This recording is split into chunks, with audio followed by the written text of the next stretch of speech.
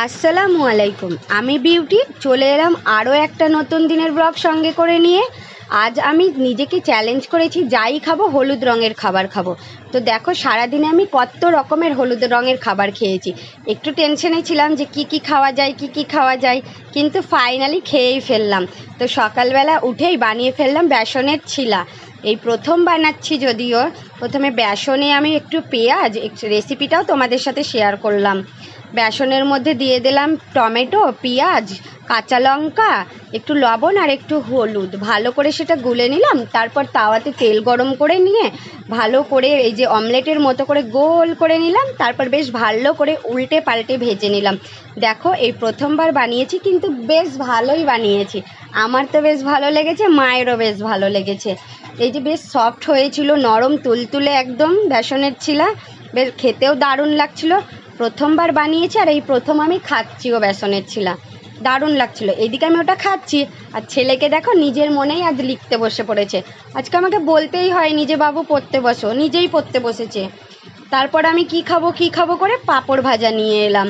ছোটোবেলায় খেতাম এই পাঁপড় ভাজা, আঙুলে পুড়ে পুড়ে নখ করে আঙুল করে বড় বড় আঙুল করতে, তারপরে স্কুলে টিফিন টাইমে খেতাম।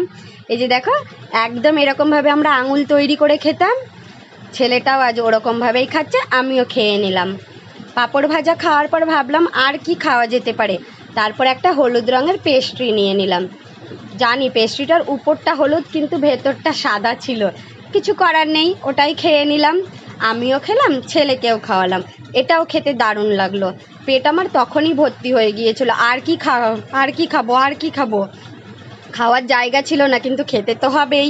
তো মা দেখো ফুলুরি ভাজছিল, বেসনের ফুলুরি ভাজছিল, একদম হলুদ হলুদ, দেখো একদম প্রপার হলুদ। সেটাই আমি খেয়ে নিলাম। এটাও ছেলেকে দারুণ লেগেছে। আজ ছেলে আর আমি দুজন মিলেই খেয়েছি।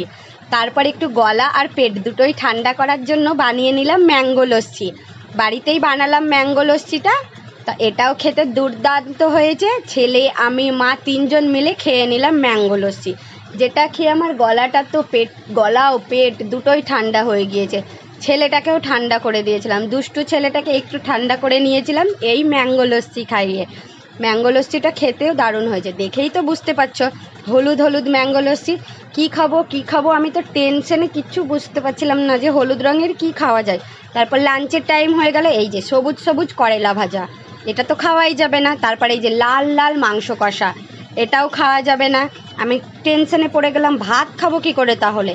তারপরে এই যে সবুজ সবুজ ঝিঙে পোস্ত, আজ আমার মা সব সবুজ বানিয়েছে। তারপর দেখি ফাইনালি হলুদ হলুদ ফুলুরির ঝোল। এটা দেখে তো একটু স্বস্তি পেলাম, কিন্তু এটা খেয়ে তো আমার শুধু পেট ভরবে না, ভাত তো সাদা, তাই বানিয়ে নিলাম বাসন্তী পোলাও। দেখো আমি এই প্রথম বানালাম না, এর আগেও বানিয়েছি, কিন্তু এইবার একটু নরম হয়ে গিয়েছিল বাসন্তী পোলাওটা। অল্প একটু চাল নিয়ে বানিয়েছি তো তার জন্য। তারপর জানি তোমরা একটু হাসবে, বাসন্তী পোলাওয়ের সাথে ফুলুরির টক, কিন্তু একটু তো অ্যাডজাস্টমেন্ট করে আমাকে খেতেই হবে, কিচ্ছু করার নেই। একটু মিষ্টির সাথে একটু ঝাল ঝাল বেশ ভালোই লাগছিল। এই যে দেখো গোটা ফুলুরিটা আমি মুখে পুড়ে নিলাম, বেশ ঝাল ঝাল টক টক, আম দেওয়া ছিল, হয়তো দারুণ লাগছিল খেতে। বাসন্তী পোলাওটাও দারুণ হয়েছিল। আর এইদিকে পেছনে দেখো নানা নাতির যুদ্ধ চলছে। তারপর ছেলেকেও খাওয়ালাম। তারপর সন্ধেবেলা কি খাবো, হলুদ জিনিস খাবো আর হলুদ ম্যাগি খাবো না, তাই কি কখনো হয়? হলুদ ম্যাগি তো খেতেই হবে। তারপর সন্ধেবেলা বানিয়ে নিলাম ম্যাগি। তারপরে এই যে আমি বাটি নিয়ে খেতে বসে গেছি ম্যাগি। ম্যাগি তো ছোট বড় সকলের প্রিয় খাবার, আমারও ভালো লাগে, ছেলেরও ভালো লাগে, বাচ্চাদেরও ভালো লাগে, বড়দেরও ভালো লাগে, সবার ভালো লাগে। তারপর একটু মুখ মিষ্টি করার জন্য নিয়ে নিলাম হলুদ মিষ্টি।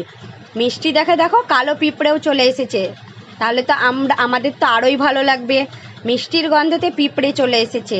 দেখো আমি হাতে করেই মিষ্টি খাচ্ছি, মিষ্টিটা একটু গরম ছিল, এত সফট, এত নরম, এত সুস্বাদু খেতে কি বলবো, দারুণ লাগছে। আমার এখনই জিভে জল চলে আসছে। কিন্তু এই মিষ্টি খেয়ে তো শুধু আমার মনও ভরলো না, পেটও ভরলো না, তাই নিয়ে নিলাম এক বাক্স লাড্ডু। কিন্তু লাড্ডুতে লাল লালও ছিল, কি করা যায়, লাল লালগুলো আমি ফেললাম না, সব সমেত খেয়ে নিলাম।